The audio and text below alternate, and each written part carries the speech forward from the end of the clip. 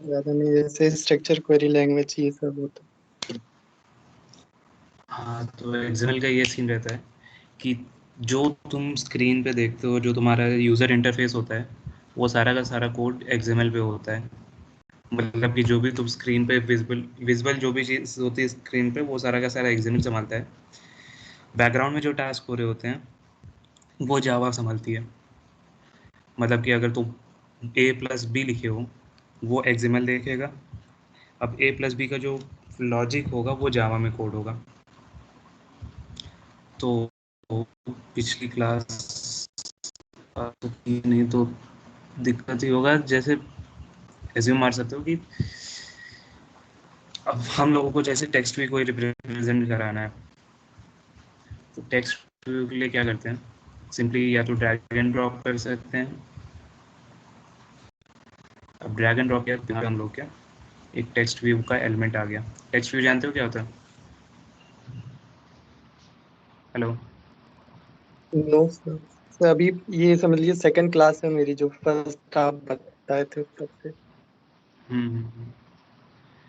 तो text view का एक सीन ये रहता है कि जो भी तुम टेक्स्ट देखते हो अपनी स्क्रीन पे, जो कि सिंगल टेक्स्ट होता है, मतलब सिंगल लाइन टेक्स्ट होता है, या हेडिंग कह लो या किसी का नेम कह लो, वो टेक्स्ट व्यू रिप्रेजेंट कर सकता है। तो जैसे यहाँ पे कुछ एट्रीब्यूट्स इस टेक्स्ट व्यू के हैं, इतना कोड ये टेक्स्ट व्यू संभाल रहा है। तो जैसे लेआउट विड्थ है, तो एक मिनट,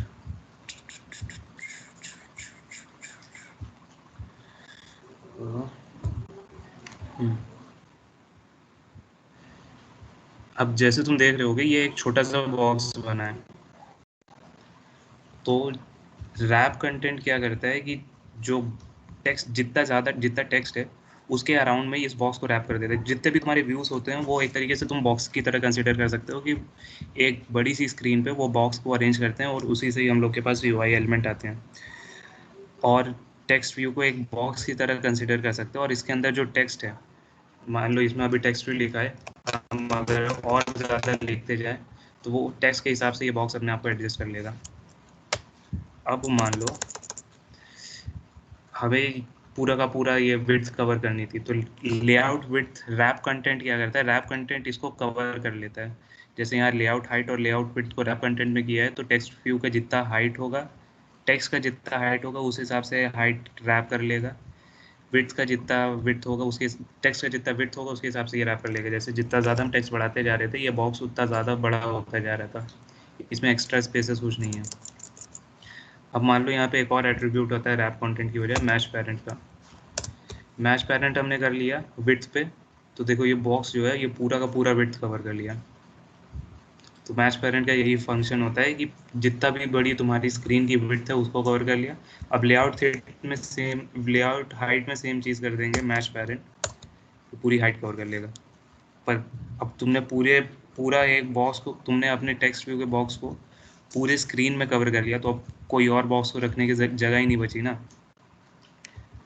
तो उसके लिए रैप कंटेंट ही बेटर चॉइस रहती है, क्योंकि बाकी जगह वो छोड़ देता है चीज़ों के लिए। तो अब मान लो हम लोगों को एक लिस्ट चाहिए नेम्स की। तो लिस्ट के लिए अब ढेर सारे नेम्स चाहिए, तो उसके लिए ढेर सारे टेक्स्ट व्यू तो लगा नहीं सकते, काफ़ी इनएफिशिएंट मैनर होगा। उसके लिए हम लोग एक नए तरीके की चीज़ यूज़ करते हैं, जो कि होता है रिसाइकलर व्यू। अब रिसाइकलर व्यू पूरा का पूरा एक लिस्ट है, लिस्ट व्यू है। इसमें डेटा हम लोग, तुमने तुम्हें अगर लिस्ट ऑफ स्ट्रिंग नेम्स लेना है, तो किस में स्टोर करोगे? जावा का आइडिया है थोड़ा? तो हम्म? स्ट्रिंग में, अगर स्ट्रिंग में। तुम्हारे पास ढेर सारे नेम्स हैं, तो फिर तुम किस में स्टोर, हाँ स्ट्रिंग में, डेटा स्ट्रिंग वो डेटा टाइप हो जाएगा। पर अगर तुम्हें 10 नाम सेव करने हैं, तो किस टाइप में स्टोर करोगे? उसके लिए भी तो बताया है कुछ।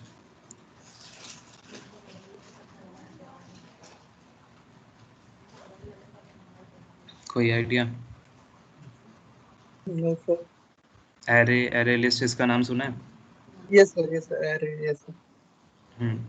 हाँ, तो हम लोग अगर मान लो 10, 15, 20, 50 ऐसे कुछ डेटा सेव करना है तो वो डायरेक्ट हम लोग एरे में स्टोर कर सकते हैं, और एरे का मॉडिफाइड वर्जन होता है एरे लिस्ट। अब एरे में ये सीन हो जाता है कि तुम्हारे पास एक स्पेसिफिक साइज है, तुम्हें उतना ही डेटा भरना है, तो उसका एडवांस वर्जन हो जाता है एरे लिस्ट। एरे लिस्ट के बारे में बताते हैं, पहले इसको पूरा कॉन्फ़िगर कर दें। अब क्योंकि हमें स्क्रीन पे इस लिस्ट के अलावा और कुछ नहीं दिखाना है, तो हमने मैच पेरेंट हाइट विड्थ दोनों में कर लिया, तो ये पूरा कवर हो गया। अब इसको हम लोग जावा क्लास में कैसे स्पेसिफाई करेंगे, उसके लिए इसको कुछ नाम देना पड़ेगा। अब वो नाम जो देते हैं हम लोग, वो एक स्पेसिफिक आईडी होती है। वो आईडी कुछ भी तुम दे सकते हो, जैसे इधर हम दे देते हैं रिसाइकलर। रिसाइकलर नाम दे सकते हैं क्योंकि ये रिसाइकलर व्यू है, तो रिसाइकल नाम दे दिया। तो अब ये एक तरीके से बॉक्स इधर बन गया कि यहाँ पे अब एक रिसाइकलर व्यू आएगा, मतलब कि एक लिस्ट आएगी इधर। अब इस लिस्ट में डेटा किस तरीके का डालना है, मतलब किस तरीके का फॉर्मेट रहेगा। अगर तुम अटेंडेंस रजिस्टर देखे होगे तो उसमें ढेर सारे टैबलेट फॉर्मेट में लिस्ट तो आ जाते हैं, लेकिन उसमें ऊपर की तरफ हेडिंग रहती है कि कौन सा, किस तरीके का डेटा कौन से वाले बॉक्स में जाएगा। तो उसके लिए हम लोग एक और XML फाइल बना लेते हैं। जैसे इसका नाम डाल देते हैं एलिमेंट, कौन सा एलिमेंट कहाँ जाएगा। अभी के लिए रिलेटिव लेआउट इसको रख देते हैं इस पे, या इसको हटाते हैं। टेक्स्ट व्यू हमने रख दिया मैच पेरेंट, इसको टेक्स्ट व्यू कर देते हैं। हमने इधर एक टेक्स्ट व्यू ले लिया क्योंकि नेम हम लोग को नेम की लिस्ट हम लोग को रिप्रेजेंट करनी है, तो इधर टेक्स्ट व्यू रख लिया, और इधर सैंपल के लिए एक टेक्स्ट डाल दिया। अब ये एट्रीब्यूट जो एंड्रॉयड कोलन टेक्स्ट, ये तुम्हारा वो डिफाइन करता है कि क्या टेक्स्ट इसके अंदर आएगा। तो इधर हम रैंडम डाल देते हैं, रैंडम इधर आ गया। अब ये जो है, ये तुम्हारा एलिमेंट डिफाइन हो गया कि अब एक लिस्ट व्यू में क्या डलेगा। मतलब उसमें कुछ भी डल सकता था, रोल नंबर डल सकता था, नाम डल सकता था, रोल नंबर नाम दोनों डल सकता था। पर यहाँ पे हमने डिफाइन कर दिया कि एक टेक्स्ट व्यू डलेगा जो कि नेम होगा। अब इसका आईडी दे देते हैं कि मतलब इस हर एक चीज़ को जावा में बाइंड करने के लिए तुम्हें एक आईडी देनी पड़ेगी, तो इधर आईडी दे दिया इसको नेम एलिमेंट। अब ये नेम एलिमेंट इधर दे दिया, तो अब हमारे पास एक बॉक्स मिल गया जो कि है, जिसमें बता रहे हैं कि इधर लिस्ट व्यू आएगा, और हमने एक एलिमेंट बना लिया कि उस बॉक्स में कौन सा एलिमेंट आएगा। यहाँ पे कोई डाउट आया यहाँ तक के अभी? देखिए ओके, तो अब आते हैं जावा में। हम लोगों ने अब यहाँ पे इतना डिफाइन कर दिया है कि अब यहाँ पे एक दिक्कत आ सकती है कि जो एलिमेंट है उसका हम लोगों ने हाइट और विड्थ को हमने मैच पेरेंट कर दिया है। चलो इसके बारे में बाद में बात करते हैं। चलो अभी जावा पे चलते हैं। हमने UI सेट कर दिया कि ये लिस्ट व्यू आएगा, ये लिस्ट व्यू के अंदर हर एक एलिमेंट का ये फॉर्मेट रहेगा कि टेक्स्ट व्यू में नाम डलेगा, और हमने दोनों को नाम दे दिया कि मतलब कौन क्या आईडी रहेगी उसकी। अब जावा में ग्लोबल वेरिएबल के बारे में पता है? लो से जाओ, नहीं पता। जावा मतलब थोड़ा बहुत आइडिया है जावा का? हाँ सब थोड़ा बहुत है, मतलब बेसिक है। तो फिर रिसाइकलर व्यू जैसे हम लोगों ने उधर यूज किया था, तो अब रिसाइकलर व्यू का एक वेरिएबल बना देते, ग्लोबल वेरिएबल, मतलब कि वो तुम्हारे इस क्लास में कहीं भी एक्सेसिबल होगा। तो मतलब एक नॉर्मल वेरिएबल ही तुम इसको समझ लो। चलो ग्लोबल वेरिएबल अभी नहीं बनाते, अभी रहने ही देते। एक नॉर्मल वेरिएबल हम लोग बनाते हैं। ऑन क्रिएट फंक्शन इधर रहता है, ऑन क्रिएट फंक्शन, जैसे जावा में मेन फंक्शन तुमने देखा होगा, क्या होता है मेन फंक्शन?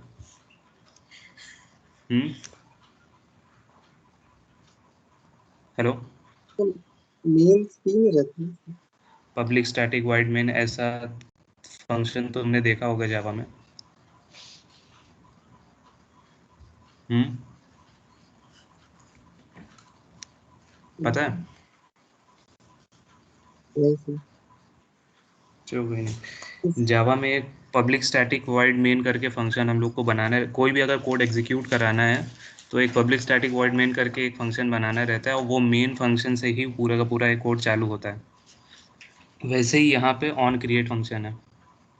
अब ऑन क्रिएट फंक्शन जो भी तुम्हारा एप्लीकेशन स्टार्ट होता है इसी से ही स्टार्ट होता है। तो यहाँ पे हम लोग वेरिएबल सेट करते हैं रिसाइकलर व्यू का, और अब इस वेरिएबल को उस एक्सएमएल कोड से बाइंड करना है, तो यहाँ पे अब उसका नाम यूज़ होता है। तो यहाँ पे रिसाइकलर व्यू एक फाइंड व्यू बाय आईडी, ये जो है फाइंड करेगा उस एक्सएमएल कोड से उस आईडी को, r.id डॉट, अब जो भी नेम हम लोगों ने दिया था उस रिसाइकलर व्यू को, जो इधर रिसाइकलर दिख रहा है वो इधर डाल देंगे।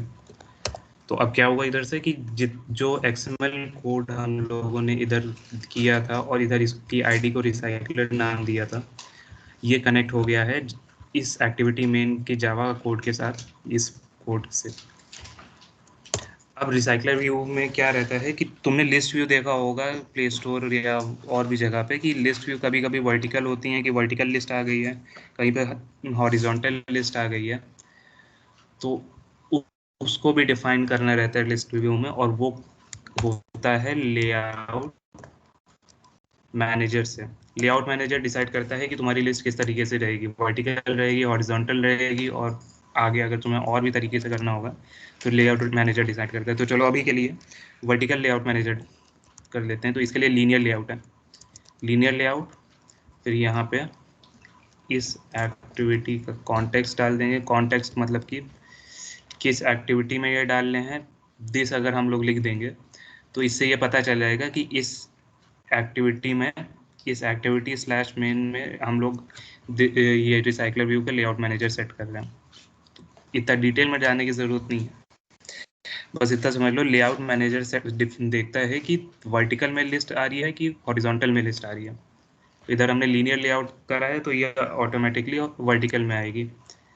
तो अब ये वेरिएबल हमने डिफाइन कर दिया। अब इस वेरिएबल को इस रिसाइकलर व्यू के साथ बाइंड भी करना है। तो क्या करेंगे, रिसाइकलर व्यू का वेरिएबल नेम लिखेंगे, रिसाइकलर व्यू डॉट, इधर फंक्शन आ गया सेट लेआउट मैनेजर। अब सेट लेआउट मैनेजर के अंदर ये जो लेआउट मैनेजर का नाम हम लोगों ने लेआउट कैपिटल में मैनेजर लिखा था ये डाल देंगे। तो इससे क्या हुआ कि जो हम लोग के पास रिसाइकलर व्यू आया था अब वो वर्टिकली शो होगा। यहाँ तक के कोई doubt? Hello.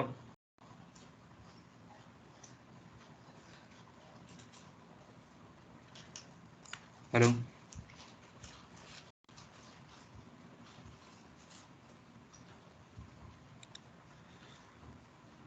Hello.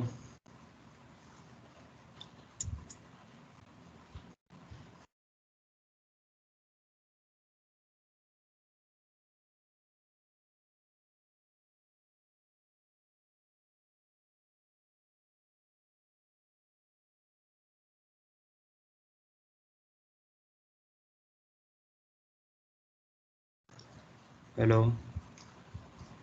Yes sir.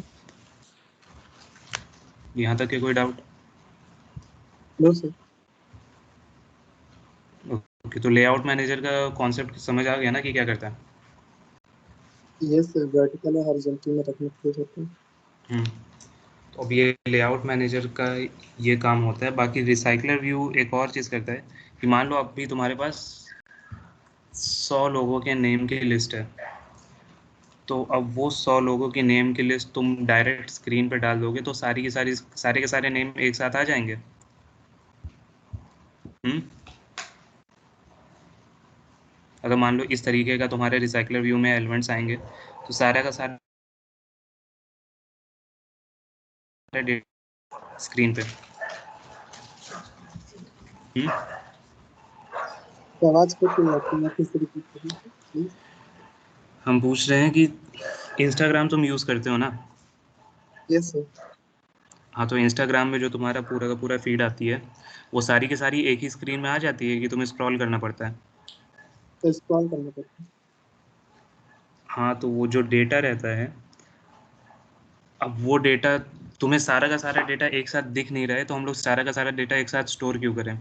Main recycler view का कॉन्सेप्ट यही होता है कि मान लो तुम्हारे पास 100 लोगों का नेम है, लेकिन दिख स्क्रीन पे 10 ही रहे हैं, तो बाकी के 90 नेम बैकग्राउंड में रखने से तुम्हारा एप्लीकेशन ही स्लो होगा।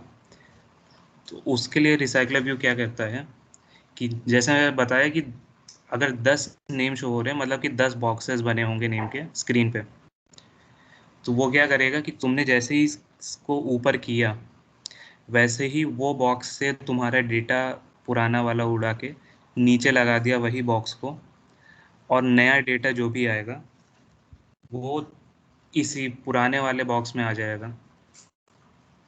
तो असल में ये 100 नेम्स के लिए 100 बॉक्सेस बनाने की बजाय 10 ही बॉक्सेस को रिसाइकल बार बार मार रहा है कि तुमने ऊपर वाला जैसे ही बॉक्स तुमने ऊपर जैसे ही स्क्रॉल किया तो वो वाला बॉक्स से डेटा पुराना वाला डिलीट हुआ, और जो नया डेटा होगा 11th एलिमेंट का, वो उसी पुराने बॉक्स में डाल के अब नीचे से शो होने लगेगा।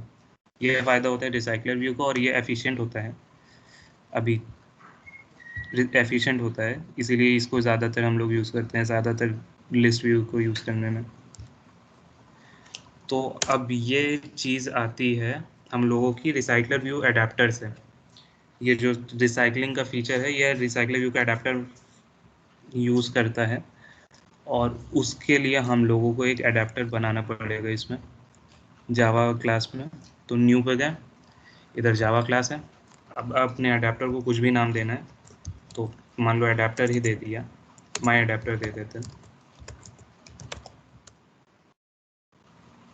अब माई एडाप्टर क्लास हमने दे दिया।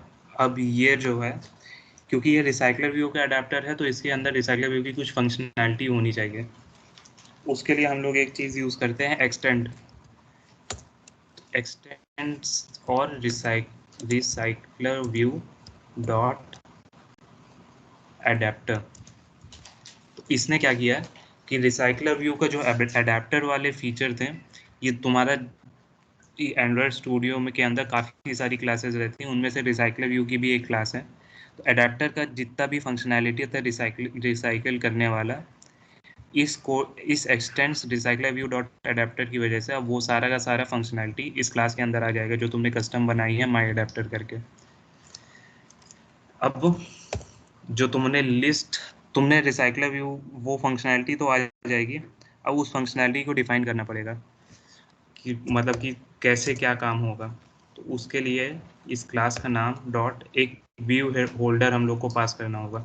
अब व्यू होल्डर को तुम ऐसे समझ सकते हो कि जो हमने एलिमेंट यहाँ पे क्लास बनाया था, वो एलिमेंट क्लास एक बॉक्स टाइप में, वो एलिमेंट क्लास अभी XML टाइप का बॉक्स है, अब उसे हम लोग व्यू टाइप का बॉक्स बनाएंगे और उसमें डेटा पुट करेंगे।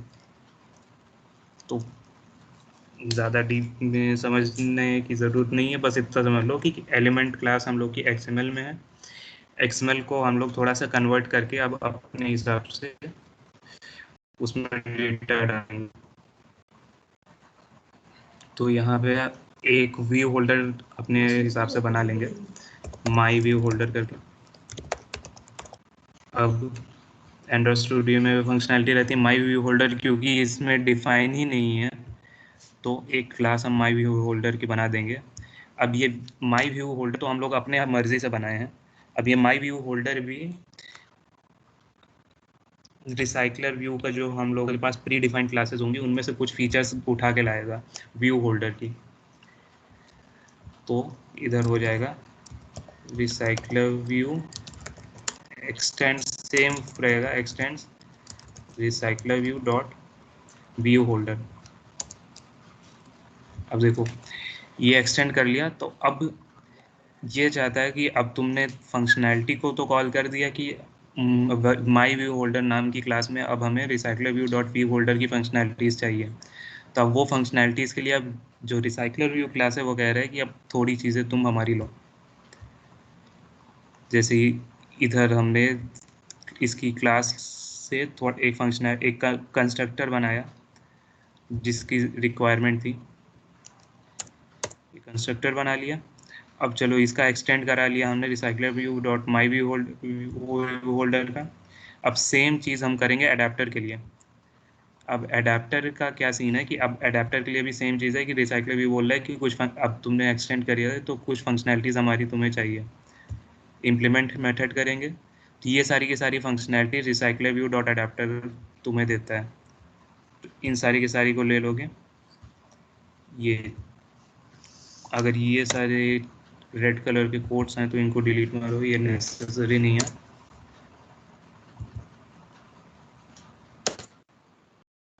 फिर अब यहाँ पे हम लोगों के पास 4 फंक्शंस हैं एक तरीके से।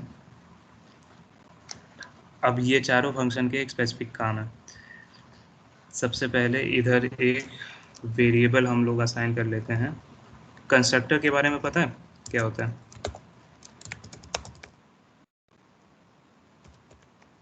Hello, no sir.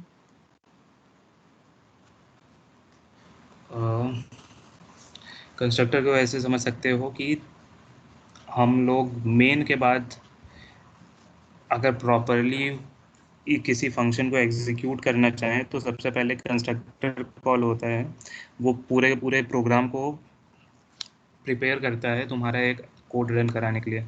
अगर तुम एक प्रॉपर कोड लिख रहे होगे तो सबसे पहले मेन प्रोग्राम रन होगा।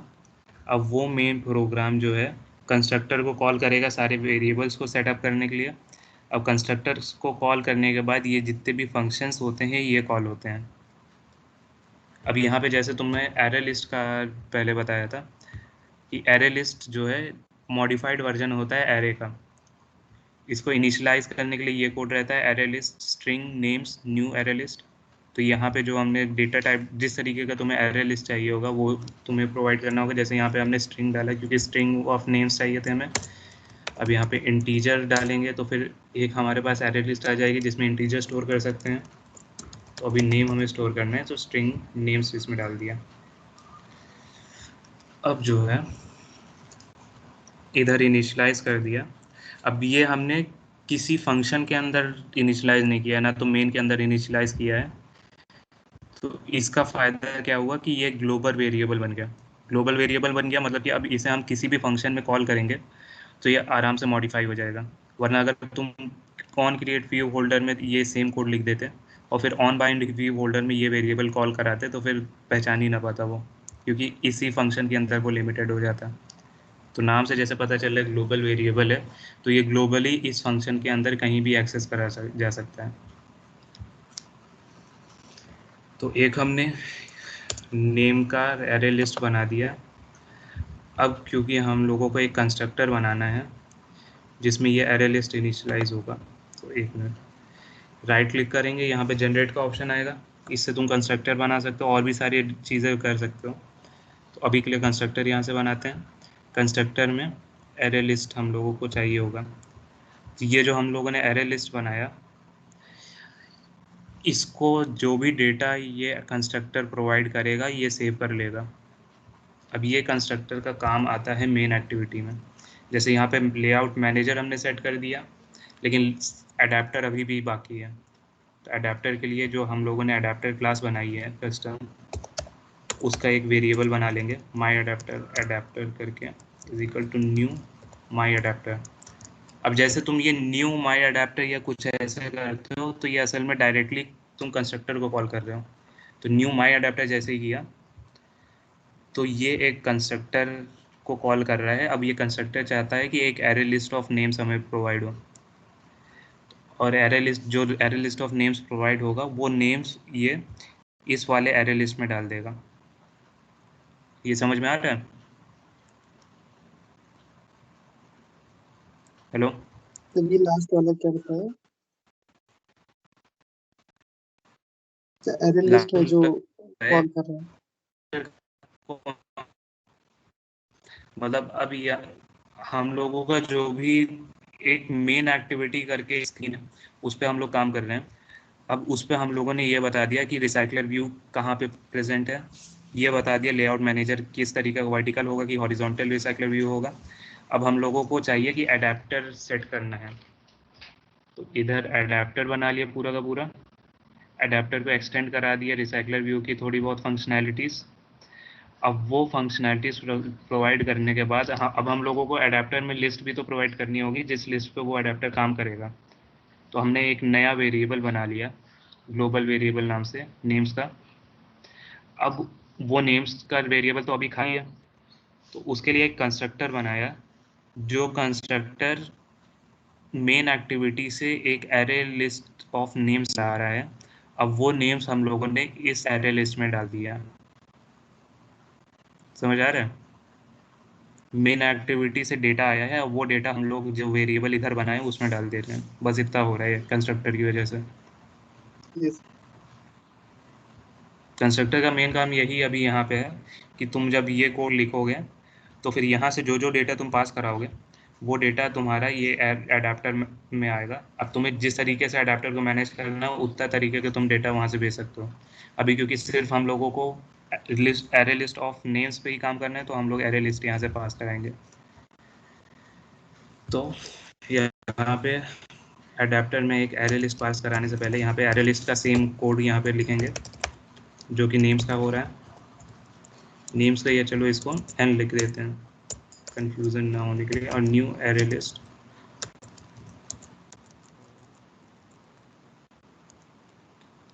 ये इनिशियलाइज हो गया एरे लिस्ट। अब जैसे एरेज ऑफ स्ट्रिंग में हम लोगों को मान लो 0th पोजीशन पे एक कोई नेम लिखना होता था, तो क्या करते थे? मान लो एरे स्ट्रिंग का नाम str है, तो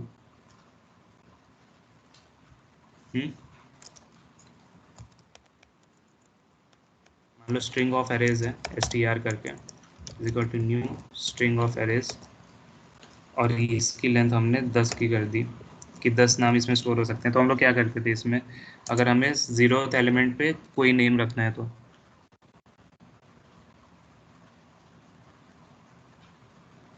आइडिया है? हम्म। तो जीरो से शुरू करेंगे ना? हाँ, जैसे हमें 0th एलिमेंट पे कोई नेम रखना है, मान लो हमें आयुष्मान रखना है 0th एलिमेंट पे, तो फिर क्या कोड लिखेंगे इसके लिए?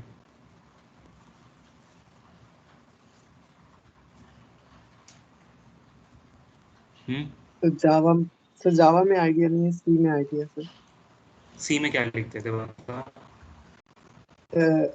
जो स्ट्रिंग का जो एरे का नेम होता था, और फिर हम्म। स्क्वायर ब्रैकेट फिर जीरो करके इक्वल टू जो स्ट्रिंग लिखना है सर, इन्वर्टेड कॉमा में। हम्म।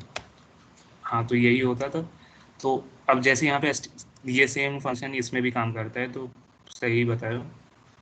अब जैसे इसमें str0 करके हम लोग नेम रख रहे हैं, अब हमें कोई दूसरा नाम रखता है होता तो str1 करते, फिर str2 करते, ऐसे ऐसे सारा का सारा करते रहते। पर एरे लिस्ट में ये चीज़ इजी हो जाती है कि एरे लिस्ट में हमें जितना डेटा पहली बात लिखना है वो डेटा हम लोग डालते जाते हैं। ये एरे लिस्ट अपने हिसाब से साइज उसका मॉडिफाई होता रहता है। अगर तुम्हें 5 डेटा डालना है तो 5 डालो, 10 डालना है 10 का डेटा डालो, 15 डालना है 15 डालो, एरे लिस्ट एक्सपैंड होती जाएगी। ये इसका फ़ायदा होता है एरे के ऊपर। और ये कोड होता है एन डॉट ऐड, जिससे ऐड होता है। क्योंकि अभी हम अभी अभी अभी नया हम लोगों ने एरे लिस्ट इनिशियलाइज किया है, तो उसकी वजह से क्या रहेगा कि कुछ डेटा नहीं होगा, तो सबसे पहले एन डॉट ऐड करेंगे तो सबसे पहला डेटा जाएगा 0th एलिमेंट पे। तो हमने इधर आयुष्मान डाल दिया। अब वापस से सेम रिपीट करेंगे, तो अब पहले 0th पोजीशन पे एक डेटा आ गया है, अब दूसरा डालेंगे समृद्धि जैसे, तो ये अब आएगा फर्स्ट पोजीशन पे। अब तीसरा डेटा हम डाल देते हैं मयंक करके, तो ये आएगा थर्ड पोजीशन पे।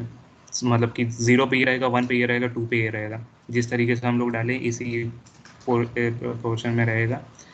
अब हम लोग की एरे लिस्ट ऑफ नेम्स तैयार हो गई है, और ये कंस्ट्रक्टर जो है एक एरे लिस्ट ऑफ नेम्स मांग रहा है, तो हम लोग यहाँ से प्रोवाइड करा देंगे डेटा।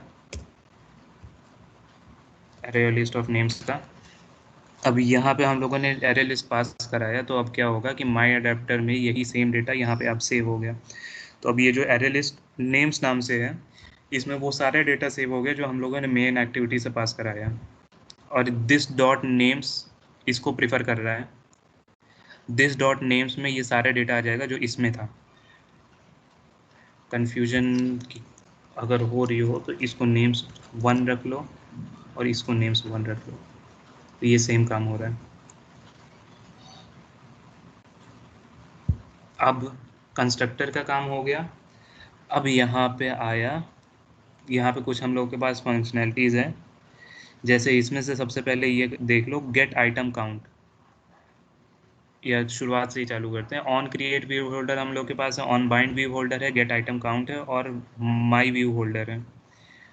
तो असल में क्या होता है, ऑन क्रिएट व्यू होल्डर क्या करेगा कि ये जो तुम्हारे पास व्यू है, व्यू होल्डर, इसको तुम दोनों की तरह कंसिडर कर लो। तो अगर 10 ही तुम्हारे पास शो हो रहे हैं तो ये 10 व्यू होल्डर बनाएगा। मतलब कि 10 बॉक्सेस भी तुम कंसिडर कर सकते हो कि ये 10 बॉक्सेस बनाएगा जिसको बार बार रिसाइकल करना होगा।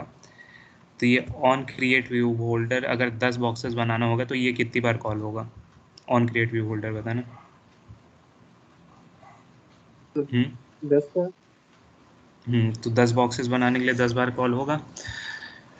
तो अब इसमें बॉक्सेस बनाना होगा, तो उसके लिए हम लोगों को व्यू होल्डर में व्यू आता है, तो व्यू हम लोगों को जो एक्सएमएल व्यू आता, व्यू होल्डर में व्यू को हम लोग रखते हैं।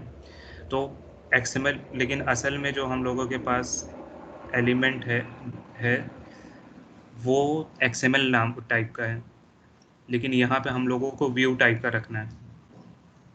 उसके लिए क्या करते हैं कि ये जो एक्सएमएल है इसको व्यू व्यू टाइप में कन्वर्ट करते हैं। माई एक व्यू क्लास लिया, इसका वेरिएबल नेम माई व्यू लगाया। अब इसमें जो है इसको एक्सएमएल से व्यू में कन्वर्ट करने के लिए एक होता है फंक्शन लेआउट इन्फ्लेटर करके। या क्या करता है कि डॉट एक्सएमएल फाइल को व्यू में कन्वर्ट कर देता है। फ्रॉम जो है ये कॉन्टेक्स्ट मांग रहा है कि कॉन्टेक्स्ट को तुम कंसिडर कर सकते हो कि कौन सी एक्टिविटी में ये काम हो रहा है। तो इसके लिए पेरेंट डॉट गेट कॉन्टेक्स्ट से तुम्हारा आ सकता है, पेरेंट तुम्हें ऑलरेडी प्रोवाइडेड होगा। फिर डॉट इन्फ्लेट, अब जो एलिमेंट हम लोगों को इन्फ्लेट करना है वो प्रोवाइड करना होगा। तो एलिमेंट का नाम है, उस एलिमेंट का नाम एलिमेंट हम लोगों ने रखा है, तो आर डॉट, अब जैसे पहले हम लोग वो स्पेसिफिक एक्सएमएल के अंदर जा रहे थे तो फिर R dot I D use कर रहे थे ना। अब यहाँ पे एक पूरा का पूरा लेआउट हम लोग को उठाना है, तो लेआउट के लिए आर डॉट आई डी की बजाय आर डॉट लेआउट लिखेंगे डॉट एलिमेंट, ये लिख लिया। अब यहाँ पे व्यू ग्रुप पूछ रहा है, तो व्यू ग्रुप में जो हम लोगों के पास इधर पहले से प्रेजेंट है वही पास करा देंगे पेरेंट करके, और false root attach to root को कर देंगे। तो इससे अब क्या होगा कि अब हम लोगों के पास ये जो एलिमेंट का एक्सएमएल है ये व्यू में कन्वर्ट होकर हम लोगों के अडेप्टर के पास आ रहा है। अब ये जो व्यू में अडेप्टर के पास आ रहा है, अब ये हम लोग व्यू होल्डर को पास करा सकते हैं। तो अब हम लोग जो व्यू होल्डर बनाए हैं माई व्यू होल्डर, इसको इनिशियलाइज करते हैं। My view holder holder is equal to new my view holder. अब ये जब भी हम लोग न्यू, और ये मान लो क्लास नेम है, तो class name variable name is equal to new class name करते हैं, तो ये हमेशा कंस्ट्रक्टर को कॉल करता है, और इस केस में ये कंस्ट्रक्टर है। और यहाँ पे जैसे हम लोगों ने कॉल किया था my adapter, adapter is equal to new my adapter, तो यहाँ भी कंस्ट्रक्टर कॉल हुआ है और कंस्ट्रक्टर यहाँ पे है माई अडेप्टर। तो यहाँ पे वापस आते हैं माई व्यू होल्डर में। अब हम लोग को चाहिए माई व्यू होल्डर क्या कौन सा टाइप एक्सपेक्ट कर रहा है कि रिसीव होगा, बताओ। हम्म स्ट्रिंग आएगा ना। माई व्यू होल्डर कौन सा टाइप एक्सपेक्ट कर रहा है इधर?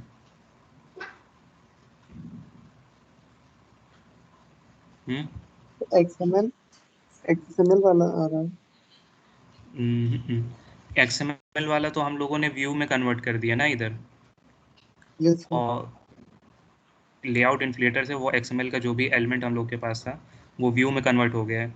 अब माई व्यू होल्डर में हम लोग व्यू पास करा रहे हैं, तो अगर हम लोग इधर व्यू पास कराएंगे मतलब कि वहाँ पे व्यू एक्सेप्ट होना चाहिए, तभी ये कोड यस भी रन सर। करेगा। अब यहाँ पे कंस्ट्रक्टर में देखो व्यू टाइप का हम लोगों के पास है, मतलब कि ये व्यू एक्सेप्ट कर रहा है। अब यहाँ से व्यू पास कराया और इधर इसने व्यू एक्सेप्ट कर लिया और उसको बना दिया आइटम व्यू। तो हम लोगों ने क्या किया कि एक बॉक्स बनाया है,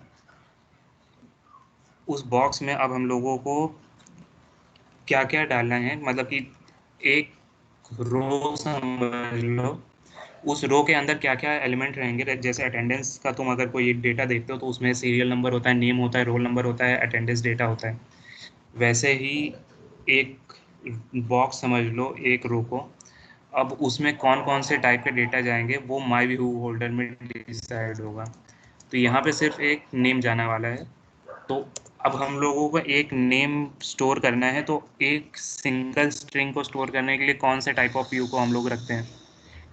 टेक्स्ट व्यू से होता है कि रिसाइकलर व्यू से हम लोग सिर्फ एक नेम को रिप्रेजेंट कर सकते हैं? बताओ। टैग्स पे पे अगर हम्म, करना है तो रिसाइकलर से जो 10 होंगे ना समझ लो एक साथ। हाँ हाँ, रिसाइकलर से 10 या 10 से ज़्यादा, या तुम जितने चाहो उतने रिप्रेजेंट कर सकते हो। टेक्स्ट व्यू से हम लोग एक व्यू को रिप्रेजेंट करेंगे जिसका नाम नेम होगा। तो यहाँ पे टेक्स्ट व्यू को इनिशियलाइज किया। अब वापस से इस क्लास के अंदर टेक्स्ट व्यू को ग्लोबल वेरिएबल बनाया है। अब यहाँ पे नेम को इनिशियलाइज करेंगे। अब जैसे हम लोगों ने मेन एक्टिविटी में कर लिया था कि find view bye ID R dot I D dot recycler view, वो चीज़ यहाँ पे नहीं हो पाएगी क्योंकि यहाँ पे अब तुम्हें हर बॉक्स के लिए डिफाइन करना है कि क्या नेम रहेगा। तो उसके लिए एक चीज़ होती इधर, इधर व्यू का, इधर इसी का ज़रूरत इसी चीज़ के लिए पड़ा है कि हम लोगों ने एक व्यू कंस्ट्रक्ट किया। अब उस व्यू के अंदर कहाँ पे डेटा रहेगा उसके लिए आइटम किया dot view ID are ID dot आएगा नेम एलिमेंट, मतलब कि नेम एलिमेंट ये चीज़ है, इसकी आईडी है नेम एलिमेंट। मतलब कि ये तुम्हारा पूरा का पूरा एक व्यू है, टेक्स्ट व्यू को पूरा का पूरा एक व्यू इसने समझा। अब उस टेक्स्ट व्यू के अंदर, अब उस टेक्स्ट व्यू में ही नेम्स हम लोग डालेंगे। तो उस व्यू के अंदर टेक्स्ट व्यू को बाइंड किया, मतलब तुम खुद से इम्प्लीमेंट करोगे तो एक आइडिया मिल जाएगा तुम्हें कि ये क्या असल में हो रहा है।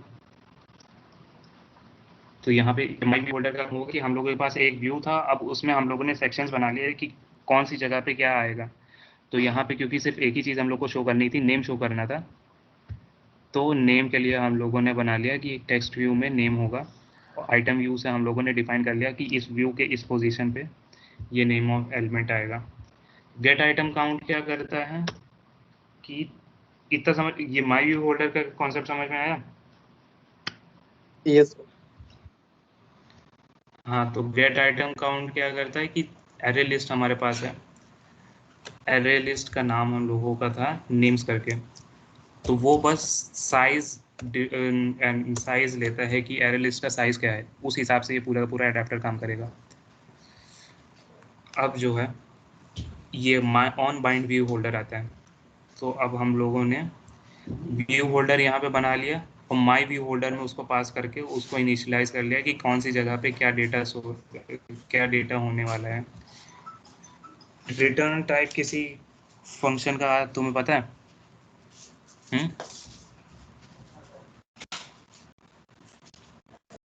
फंक्शन का रिटर्न टाइप होता है, वो आइडिया है?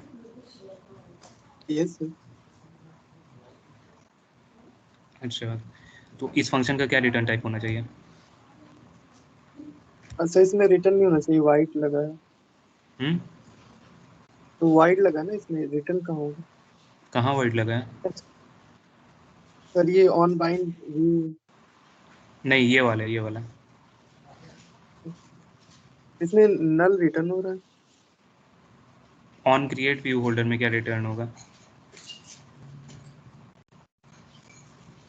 नल तो रिटर्न कर रहे हैं तो उसकी वजह से हो रहा है। मान लो इसको हटा दिया, रिटर्न टाइप इसका असल में है क्या?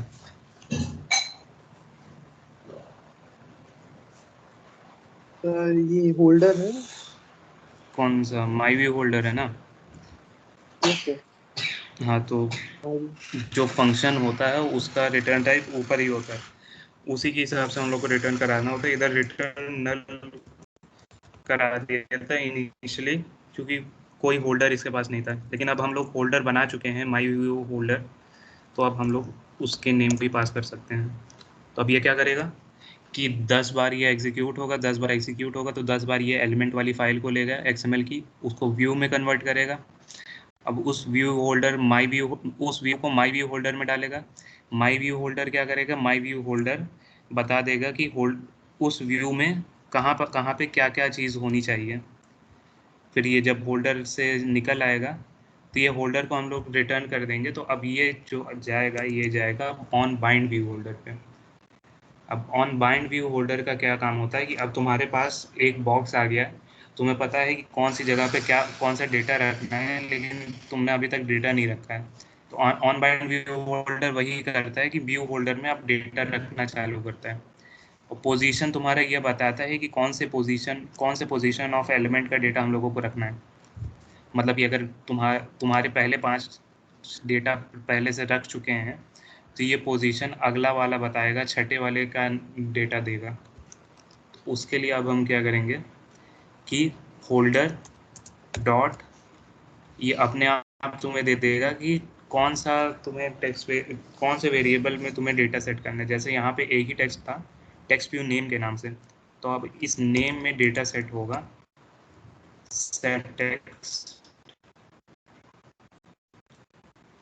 तो ये अब जो फंक्शन है ये उस का उस वेरिएबल नेम का डेटा सेट कर रहा है, और सेट टेक्स्ट से वो डेटा सेट होगा। तो अब इसमें हम लोग जो भी इसमें स्ट्रिंग डालेंगे वो उस पोजीशन पे स्टोर हो जाएगा। तब उसके लिए हम लोग क्या कर सकते हैं कि नेम्स एरे लिस्ट लिया, क्योंकि एट द एंड हम लोगों को उस एरे लिस्ट का ही डेटा स्टोर करना है। डॉट एरे में हम लोग क्या करते थे कि अगर किसी जगह का हम लोगों को डेटा डालना है तो नेम्स डॉट पोजीशन कर देते, तो उससे उस एरे का आ जाता है डेटा। ऐसे ही एरे लिस्ट में क्या करते हैं कि डॉट ऐड कर देंगे, तो फिर ये इंडेक्स मांगेगा कि कौन से पोजीशन का चाहिए। तो पोजीशन हम लोग को पहले से ही पता है, वो पोजीशन इधर पास करा देंगे। तो सेम वही फंक्शनैलिटी ये एरे लिस्ट में ऐसे होती है। तो हम लोगों ने बॉक्स बना लिया, बॉक्स में हम लोगों ने बता दिया कि कैसे कहाँ पे क्या क्या डेटा सेव होने वाला है। हम लोगों ने एरे लिस्ट साइज निकाल लिया। ऑन बाइंड व्यू होल्डर में हम लोगों ने उस बॉक्स डाल दिया, अब सारा क्या क्या डेटा होने वाला था वो on bind view holder analyse करके उस पोजीशन का डेटा सारा का सारा इधर दे। तो अब ये इनिशियलाइज हो गया है पूरा का पूरा एडेप्टर हम लोगों को। इसमें कोई डाउट है कहीं भी? No sir. हम्म, चलो, तो वहाँ पे हम लोगों ने अडेप्टर इनिशियलाइज कर दी, लेकिन अडेप्टर को हम लोगों ने रिसाइकलर व्यू के साथ जोड़ा नहीं है। सिर्फ हम लोगों ने बताया है कि एरे लिस्ट का ये अडेप्टर है, इसमें डेटा है।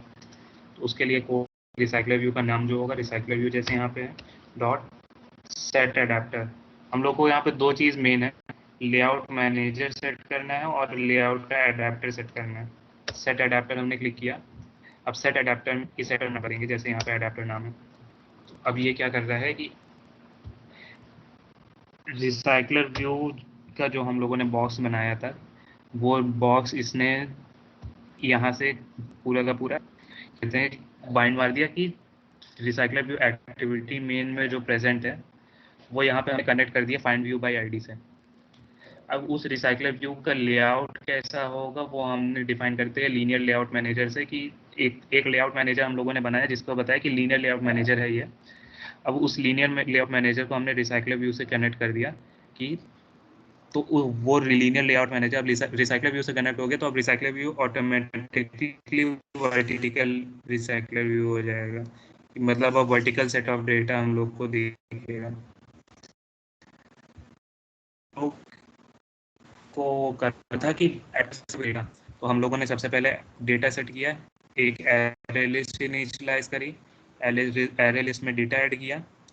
अब वो जो है अडेप्टर में डेटा इनिशियलाइज करके, ये अडेप्टर इनिशियलाइज किया, इसमें डेटा डाला, वो डेटा अब यहाँ गया, सारा का सारा फंक्शनैलिटी हुआ, एग्जीक्यूट हुआ, और वो डेट जो है रिसाइकल सेट अडेप्टर से उसी रिसाइकलर व्यू के एक्सएमएल में अब शो होगा। तो अब मान लो इसको हम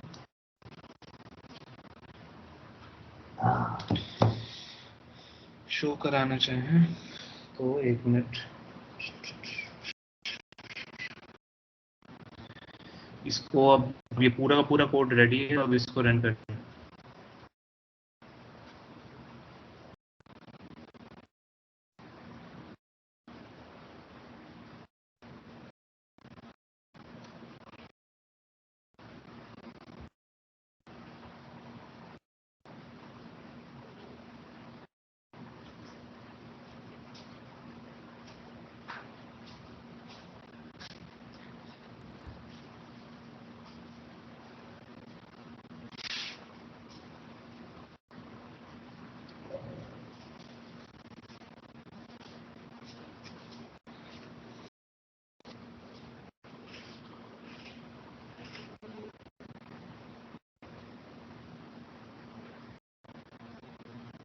इंस्टॉल हो रहा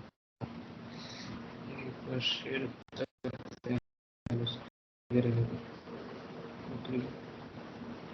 शिट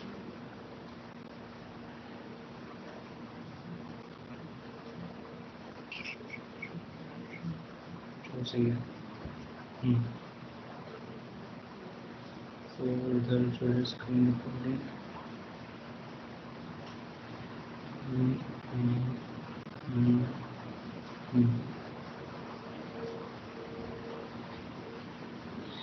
एक मिनट, इसको शो कैसे करेंगे?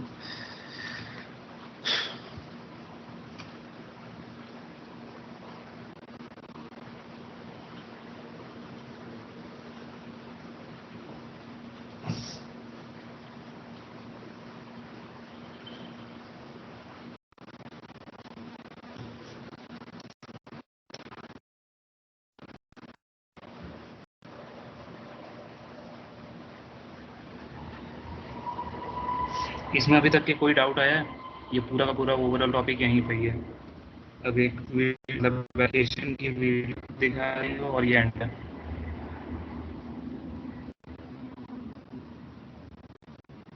इसमें कोई डाउट?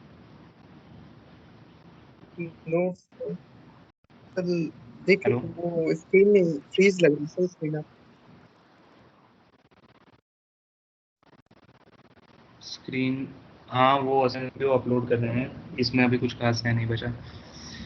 कुछ ट्राई मारते हैं हम इस पे करने की।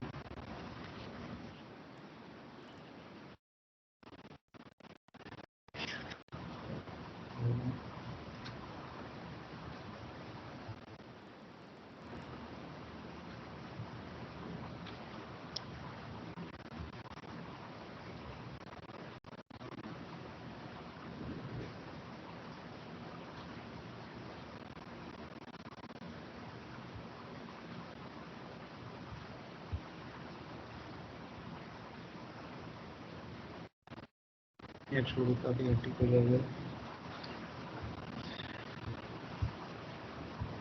हाँ, तो रिसाइकलर व्यू का मतलब अभी एप्लीकेशन शो होने में दिक्कत थोड़ी हो रही है। रिसाइकलर व्यू का ओवरऑल कोड यही था। अब वीडियो हम शेयर कर रहे हैं, ये थोड़ी देर में मीटिंग में शेयर हो जाएगी। वो एप्लीकेशन जो अभी बनाए हो उसकी होगी। उसमें तुम एक चीज़ देखोगे, स्क्रीन मूव कर रही है ना अभी, कुछ लैगिंग नहीं आ रही ना? नो सर, दिख रहा है। हाँ, अपलोड हो गया। और चैट सेक्शन में देखो, अपलोड हो गया शायद।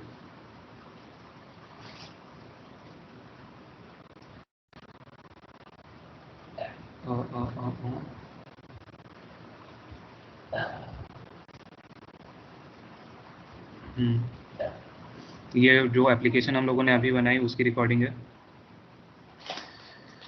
अब इसमें क्या होगा, इसमें तुम देखोगे एक दिक्कत आई हो कि एप्लीकेशन में डेटा तुम्हारा एक नाम जो है पूरी पूरी स्क्रीन ले ले रहा है। वीडियो खोला तुमसे? इसमें अपलोडिंग लिख के आ रहा हम्म, है, अच्छा अपलोडिंग लिख के आ रहा है। अच्छा, जो उसको ठीक है, वो अपलोड होते रहने दो। उसमें तुम नोटिस करोगे जैसे ये स्क्रीन बनी है वैसे डेटा आएगा। पहले आयुष्मान आएगा, फिर पूरी पूरी स्क्रीन को तुम स्क्रॉल मारोगे तो फिर समृद्धि आएगा, वो भी पूरा का पूरा स्क्रीन कवर करा होगा। फिर स्क्रॉल मारोगे, फिर मयंक आएगा। और ये होने का एक रीज़न है, वो रीज़न इसमें है। आइडेंटिफाई कर सकते हो क्या है? हमने हम्म पेरेंट वाला लिया था, इसमें मैच प्रेजेंट लिया है। हम्म। हम लोगों ने टेक्स्ट व्यू ले लिया।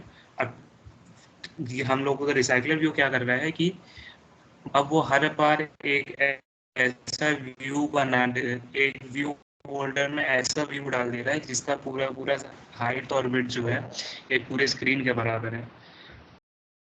तो यहाँ पे हम लोगों ने 3 नाम डिफाइन कर रहे हैं, तो वो हाइट और विड्थ के अकॉर्डिंग बना दे रहा है।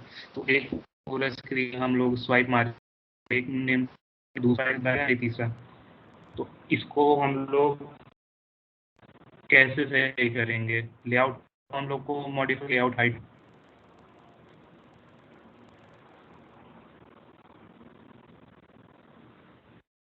मैच पेरेंट चेंज करने से हो जाएगा। लिखना होगा। कैसे? मैच पेरेंट की वजह क्या लिखना होगा? दो हमने बताए थे ना, एक मैच पेरेंट था जो कि पूरा कवर कर लेता है, और एक था जो कि पूरा रैप कर लेता था उसको। Yes sir. हम्म जो मैच पेरेंट था रैप कंटेंट था। अब बिट पे अगर रैप कंटेंट करेंगे तो कुछ असर होगा उससे? हम लोग जो इशू था रिजॉल्व हो जाएगा? हम्म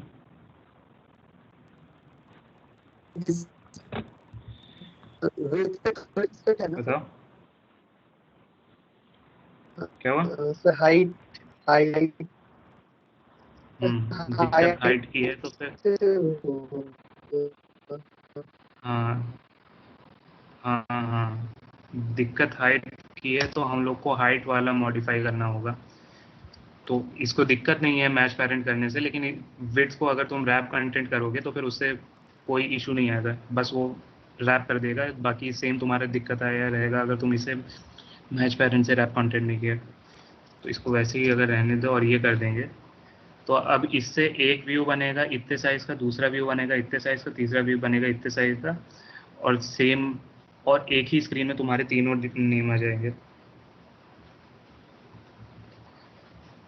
तो इसकी वीडियो हम अपलोड कर देंगे, ये अभी मतलब इस पे हम रन करा देंगे तो माइक्रोसॉफ्ट टीम, एंड्रॉइड स्टूडियो और एमुलेटर पूरा का पूरा हमारा सिस्टम भी बैठ जाएगा। तो ये पूरा पूरा रिसाइकलर व्यू के बारे में था। अब इसका तुम्हें और डिटेल चाहिए होगा तो फिर ये तुम गूगल कर सकते हो, बहुत सारे इसमें वीडियोस बने हुए हैं, तुम उनमें से कोई पढ़ सकते हो। वो और ज़्यादा डिटेल बता सकते हैं, ऐसे ऐसा ही कुछ रिलेटेबल बना सकते हैं। तो ये रिसाइकलर व्यू के बारे में था। बाकी एक पीपीटी अभी हम शेयर कर देंगे, वो इससे पहले वाले क्लास के बारे में बता रहा था, के बारे में तुम थोड़ा गूगल से देख सकते हो। बाकी इतना ही था क्लास में। कोई डाउट?